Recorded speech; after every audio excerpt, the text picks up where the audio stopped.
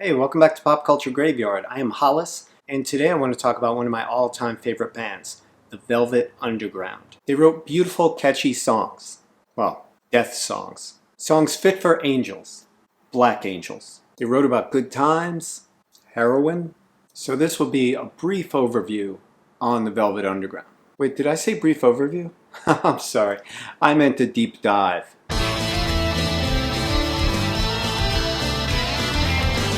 Why I love the Velvet Underground. The Velvet Underground put the emphasis on songwriting and attitude. They brought aggression and darkness to music, and Lou Reed's songwriting made people think. They're one of the most influential bands of all time. They gave birth to art rock. They gave birth to punk rock. Their drummer even literally gave birth. The Velvet Underground were founded in 1965, but the lineup that we all know and love was Lou Reed on vocals and guitar, Sterling Morrison also on guitar, John Cale on bass, organ, Celeste, chair scraping against the floor, pretty much anything you needed, John Cale could play, and Mo Tucker on drums. The band were playing around New York's Greenwich Village to a late-night crowd of derelicts, students, and sailors, and were finding it very hard to get a foothold in the industry. But once they met up with Andy Warhol, their prospects quickly improved, although Warhol did force the band to take on a blonde singer named Nico. In March of 1967, that band released The Velvet Underground and Nico. Features artwork by Andy Warhol. How great is this album's design? It's so great that both the front and back covers each inspired lawsuits. I'm showing you this later pressing because it does have the original banana design on it. But do I have an original banana? Yes, I do. But I'm not just going to show you my pink banana. I'm classy. You gotta buy me dinner first. I'll send you a banana pic later. This album came out on Verve Records. This album was seen as too cutting edge for 1967. So it may surprise you to realize that this entire album was pretty much recorded in 1966. It was turned down in 1966 by Columbia Records, among others. And Tom Wilson had them re-record 3 songs, Waiting for the Man, Heroin, and Venus in Furs. 3 very big, legendary songs that he thought they could improve upon. If you want to hear the original versions, you can get them now on the Scepter Studios sessions. The song I'm Waiting for the Man, all about Lou Reed taking the subway uptown to cop drugs in Harlem. Cale is on piano, making it classy. I'm Waiting for the Man actually sounds like a subway train chugging uptown to get you drugs. The performance also has that excitement inside of it, that goosebump feeling when you know you're going to get drugs and you're kind of excited and it's almost like you're on a little bit of a high already, I would imagine. How would I know that? I wouldn't know that. You think my mom watches? The song Heroin just sounds like 2 chords that alternate between gentle and sweet and hectic and scary. The song Heroin also has a runaway freight train sound to it when the subject of the song is rushing on his run. It's a very forward-thinking song. This is a few months before the summer of love, and they're dropping heroin on everyone. The song Venus in Furs is the most ear-catching avant-garde song ever. The song is avant-garde just from its subject matter, which features S&M characters from a book from the 1800s. But the instrumentation on that song is radical for the times. Nico is used sparingly on this album. 3 songs, All Tomorrow's Parties, Femme Fatale, and I'll Be Your Mirror. But she is used perfectly on those 3 songs. All Tomorrow's Parties is probably the most perfect song for her. The music behind her is epic. And her voice is epic. Nico just drops this icy, Teutonic vocal over that otherworldly music, and the results are dizzying. I'll Be Your Mirror is perhaps the prettiest song with Nico on it. It's a sweet little love song, and she sings it really well. Femme Fatale is a fantastic song. I like it when Lou sings it. I like it when Nico sings it. I think it's singer-proof, but Nico does a great job on it here. Once the entire album was finished, Tom Wilson didn't feel that there was that big hit. In retrospect, how funny is it thinking that the Velvet Underground would have a big hit on an album? But Tom Wilson thought it needed one more single, and it would be the first single from the album, and it should be sung by Nico. So Lou Reed wrote Sunday Morning, specifically for Nico to sing as their first single. Once they got in the studio, Lou was like, no, I'm singing that. And he kept Nico from singing it. But Lou not only sung it in his sweetest voice, he sung it in his most feminine voice. A voice more feminine than anything Nico could approximate. So they had no choice but to release the single with Lou's voice on it, and it sounds great. Lou gives one of his sweetest vocal performances. The album ends on the double dose of avant-garde songs, Black Angel's Death Song and European Sun. Black Angel's Death Song is one of my favorite songs on the album. It again features Cale on viola, and it showcases the push-pull of Lou Reed and John Cale that made this band so great. John Cale on the avant-garde, dissonant side of things, and Lou Reed on the smartly crafted pop side of things. Those two opposing forces pulling together during this era of the band really made the sound of the band unique, and definitely gave a cohesive point of view to the band sonically. Later in 1967, the band ditched Andy Warhol as their manager, much to his chagrin. In January of 1968, the band released White Light, White Heat. Just one look at the cover should key you in that it is a reaction to the first album and some of the compromises that they had to make on it. It is far from white, and there is no banana present. What is present is a skull and crossbones tattoo on an arm, very, very faint. It's there almost subliminally. For the vinyl heads out there, this is a first edition, in case you ever want to tell if yours is a first edition. Instead of Here She Comes Now, it says There She Comes Now. Up here it credits Lou Reed as lead guitar instead of just guitar. And down here it says cover concept Andy Warhol, which is missing from later releases. Many, many Velvet Underground fans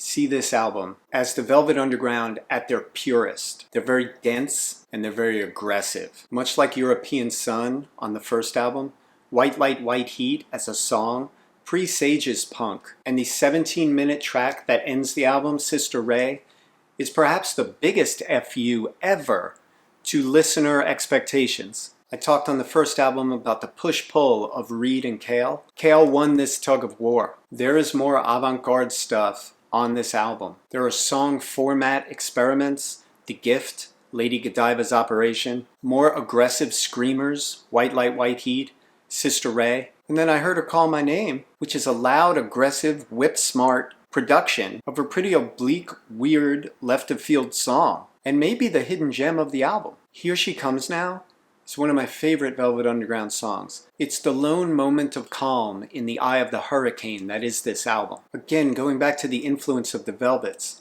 on this album alone, you have White Light, White Heat, which David Bowie covered. You have Here She Comes Now, which Nirvana covered. And you have Sister Ray, which Joy Division covered. Those are three of the biggest acts in music ever, all covering songs off the sophomore album by a commercial failure of a band. Perhaps the best thing about Sister Ray, aside from its raw volume and aggression, is the fact that you have John Cale on organ, giving some color and some lightness amid the darkness of that track. Sterling Morrison and Lou Reed carry that track brilliantly, but Mo Tucker's incessant beat and John Cale's flourishes on the organ really give great balance to the song overall, which is why you can not only put up with 17 minutes, but love 17 minutes of it and want more of it. And live, they'd give you more of it. I go back and forth on which is my favorite Velvet Underground album. Usually I vacillate between the first two, but right now it's this one. I especially enjoyed The Gift and Lady Godiva's Operation with headphones on. That's where I think they really come alive. In The Gift, John Cale tells his story in one ear and the music comes out of the other, but they do all sorts of interesting things on the album that really come alive in the headphones. Just do not listen to Sister Ray on headphones. That's crazy. Your ears will thank me. The Velvets essentially are two different bands. There's the Velvet Underground of the first two albums and the Velvet Underground of the last two albums. There would be one more Velvet Underground album, but that's not a Velvet Underground album. I mean, it's the Velvet Underground in name, but it's not a Velvet Underground. Don't worry about it. This was the last album with John Cale. John Cale left in September of 1968, and he took the avant-garde drone sound with him. For people who really want to know what the Velvet Underground were about and why they're so influential today, pick up the Velvet Underground and Nico and White Light, White Heat. This is the band that planted a flag in opposition to everything going on in music at the time. In March of 1969, the band released the Velvet Underground. It's also known as the Grey Album, due to the gray photography on the cover. This self-titled LP is a much quieter affair than White Light, White Heat. This album sees John Cale replaced by Doug Yule. Doug was a multi-instrumentalist. He played bass, but he also played organ. He could pretty much play anything. Doug got in the band because Lou liked the fact that he was a Pisces. I doubt Doug's horoscope saw him joining the Velvet Underground. You will meet a dark band who sings about heroin. And although the band become more conventional at this point, they become a lot tighter. This tighter sound allows them to be much more of a dance band. And they were in high demand in places like the Boston Tea Party, where they would get rapturous responses and would play 2 sets a night and have people dancing all night. This album was recorded in Los Angeles, which is part of why it has a lighter sound. The other reason is that they lost all their special effects boxes, and so they figured they could work without them. So the distortion and fuzz is kept to a minimum on this album. The first single was What Goes On, and it is a twin guitar duel from heaven. It is the Velvet Underground at their funkiest, if that's a thing. And there's a magical moment within that song where Lou plays a guitar solo. And what happened was he was recording solos on different tracks. Given the studio limitations of the time, Lou was told that they didn't have room to put more than one solo on it. So Lou said, put 2 together on one track. And that's exactly what they did. And the 2 guitar solos, recorded separately, somehow interweave together magically. There's a cohesion in that dissonance that actually sounds perfect for the song. This album in general has a much sweeter sound than the first 2. Granted, Doug Yule is no John Cale, but you could see on this album how much Lou benefited from having an acolyte who actually was on his side. It sounds like Lou's having a good time. How much was Lou enjoying having Doug Yule in the band? He even let him sing. Lou did a few takes of the song Candy Says, but wasn't happy with it. And at his urging, Doug Yule sang it. Doug sang it beautifully, and they used that take. It is a song about Candy Darling, the gorgeous drag queen from the Andy Warhol factory. With Cale gone, you also get more Sterling Morrison. Cale brought a ton of interesting ideas to the band, and Sterling loved having him in the band. But Cale took up a lot of sonic real estate when he played. With Cale gone, Morrison could now step into that void and fill out the sound even thicker. And his guitar work on this album is amazing. This album really highlights the beauty of the rhythm section, which is Mo Tucker and Sterling Morrison. Other bands, the rhythm section was always the bass and the drums. But for the Velvet Underground, it was the rhythm guitar and the drums. Their playing is exceptional on this album, and it doesn't even ground the album so much as it keeps it fluid and keeps it flowing. It's a kind of liquid rhythm. The song Jesus, with Lou and Doug both singing sweetly, is the best Jesus song ever written. How do I know? 8 years of Catholic school. Come at me, bro. The song I'm Set Free may be the gem on this album. It's really an odd little song. The Prince of Stories that walks beside me, that's either Jesus or Andy Warhol. Either way, pretty cool Prince. Later in the song, a little over 2 minutes in, there's a guitar sound that I wouldn't hear again until the Pixies' Bossa Nova album. The song The Murder Mystery is another songwriting experiment. It was much maligned by critics at the time, but again, I have to tell you, go to the headphones. The more cinematic aspects of that song come alive. You have Lou and Doug in this ear, and you have Sterling and Mo in this ear. It's a late, late show for insomniacs. The final song, After Hours, is an adorable, beautiful song that Lou wrote for Mo Tucker to sing, and she does in this adorable, sweet, almost young girl voice. It's a sweet, catchy, poppy song about after-hours clubs in New York that operate from like 4 a.m. to 11 a.m. and are usually mob-run. If we close the door, the night will last forever. Keep the sunshine out and say hello to never. Yeah.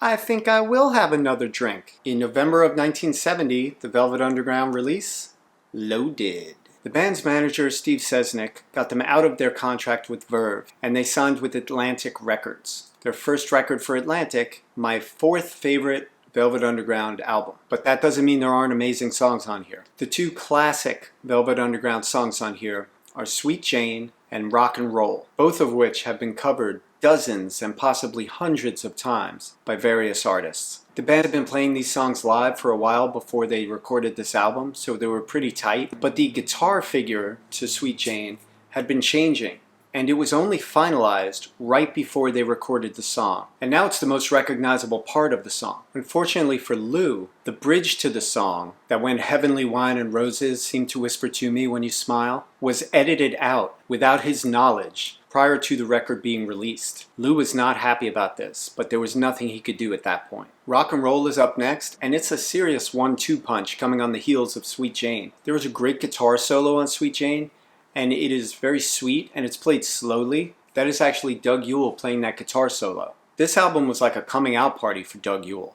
He kind of laid in the cut on the Gray album, but for Loaded, he just was everywhere. The song Cool It Down features another guitar solo by Doug. Doug Yule sings lead on New Age, which is one of my favorite songs off this album. Drummer Mo Tucker is credited on this album, but she didn't play on it due to the pregnancy and birth of her child. So the drums are mostly handled by Doug Yule's little brother Billy Yule. And rather than taking his time and finding his place, Billy wants to play all over it. And so there's lots of drum fills, there's lots of cymbal work, and there's lots of calling attention to himself. All of the members of the Velvet Underground have since said, including Doug Yule, Billy's older brother, that one of the major mistakes they made was to not wait for Mo Tucker to come back to record this album. Doug Yule also sings Who Loves the Sun, which is a fun poppy number, and shows you that even when the Velvet Underground tried to sound commercial and fun and normal, their idea of normal was kind of weird. So when they were trying to be normal, they came off as weird. One of my favorite songs on this album is I Found a Reason. I found a reason, and the reason is you. It's got one of Lou's sweetest vocal performances, and it's got the great lyrics, I do believe, if you don't like things you leave, for someplace you've never gone before. And Lou would leave. It's got hooky, catchy songs. It was their attempt to break through and finally become commercial. Lou was very ambivalent about it, and although he was a willing participant, it didn't take long after recording these songs that he felt differently about things. In May of 1972, The Velvet Underground live at Max's Kansas City was released. This was recorded in August of 1970, a few months before Loaded came out, and it was an 8-week residency at Max's, which was extended from a 2-week residency. The band was packing in crowds, but there weren't any new people who were coming to check out the Velvet Underground. The club was packed with Warhol associates, old friends, drug connections, nightlife people, and Max's backroom regulars. So it was essentially an 8-week party over that summer. This was culled from 2 sets taped by Bridget Polk, friend of the band, and a great artist in her own right who was indispensable to Andy Warhol. It was the band's first time in New York since 1967. They had been away 3 years, and their local friends were excited to see them. Lou says at the beginning, wow, it's really fun to be able to play these for you. We don't really get a chance. And someone screams out, it's fun to listen! That's what you want to hear. It's Billy Yule on drums. It's not Mo Tucker. Musically, the band sounds tired, which they were. But as with any great band, there are moments. It's great to hear Lou's introductions. He calls Waiting for the Man a tender folk song from the early 50s about love between man and subway. It's a good version of that song. And the highlight of that song is at one point Lou goes, all right, Sterl. And then Sterling Morrison plays a great solo. But the true highlights conversationally aren't Lou's intros to the songs, but rather the voices you hear at the table while Bridget is recording this. The main person you hear on the tape is Jim Carroll, who you may know from one of the best albums that the New York scene produced, Catholic Boy. He's a poet and a rocker. His book, The Basketball Diaries, was later made into a movie. But you hear Jim Carroll incessantly. He sounds drunk / stoned. And Jim Carroll provides real humor to this album. It's almost like Jim Carroll's doing the introductions. Go get me a double Pernod. And then Sweet Jane starts. Yeah, I heard it, but it's pretty new. Did you get the Pernod? Oh, you had to go to a downstairs bar? Then Lonesome Cowboy Bill starts. You got a downer? Oh, what is it, a 2-0? Oh, I gotta hide. Look who's over there. And then the band goes into New Age. So Drunk High Jim Carroll is like the 5th member of the band that night. Where Mo Tucker is really missed is on tracks like Lonesome Cowboy Bill, or what I like to call the Billy Yule Show. The drum fills are ridiculous. I think one of the things that Lou got burnt out on is having a real rock and roll drummer behind him. I think the band sounding so conventional, especially without Mo's unique beat behind him, that he felt that the band had reached the end of the line as far as saying anything unique. So on August 23rd, 1970, they played their last gig with Lou. So this is a fascinating glimpse at the death rattle of the band on their home turf, but musically, it's not very exciting. 1969, however, is a very exciting collection. This was released in September of 1974 as a double album, and it culls together tapes from The Matrix in San Francisco and the End of Cole Avenue Club in Dallas, Texas. This is the band touring their third album. They're very much a dance-oriented band here. The band is really rocking on these dates. I love Lou talking to the audience in Dallas. He says things like, pull up your cushions, or whatever else makes life bearable in Texas. And then he starts talking about the Dallas Cowboys-Philadelphia Eagles game. It is surreal to hear Lou Reed talk about professional football. I found it charming. These dates are recorded beautifully. Lisa Says is a great example. They're captured clearly and cleanly with a respectful audience. You could hear a pin drop. All of the versions of songs are long. They sound great. There's new arrangements on certain songs. I fell in love with New Age off of this album. Some of my favorite versions of songs are on this album. What Goes On is a highlight. I think if you don't hear What Goes On live, you're not really hearing it properly. Mo is rock solid throughout. The twin guitar attack is delicious and hypnotizing. Really just grabs hold, and it's so infectious. I dare you not to dance. Doug Yule takes us all to church on the organ, and it stops on a dime. They are so tight here. It's really, really fun to hear. This features the slow version of Sweet Jane that the Cowboy Junkies later covered successfully. It's got the Heavenly Wine and Roses bridge reinstalled, and it's a brilliant version. We're Gonna Have a Real Good Time Together is such a fun song. It's infectious and poppy and upbeat and happy that you can't help but find its unbridled enthusiasm charming. Patti Smith would later cover it when she would do live shows. Rock and roll is super funky. They were having fun with it on the road. So is I'm Beginning to See the Light. Very funky and very dancey. So this, for me, is still the definitive live album by the Velvet Underground. I know that subsequently many other things have come out, but for me this is one-stop shopping. If you see this album out in the wild, go get it. In addition to 1969 and Live at Max's, there's only one more non-studio album that I really think is essential if you love the Velvet Underground. VU. It consists of tracks that might have been on their fourth Verve album had they been allowed to make one. The tracks were recorded between February '68 and September '69. It's got a couple of my all-time favorite Velvet Underground songs. Ocean is on here. Ocean almost saw the light of day on the Loaded album, but was left off, and it would later show up on Lou Reed's first solo album. That's true of a lot of tracks here. I Can't Stand It and Lisa Says would also find its way onto his debut album. On Stephanie Says and Temptation Inside Your Heart, we get to hear John Cale again, but all of the rest of the tracks feature the Doug Yule era lineup. So Ocean is a favorite.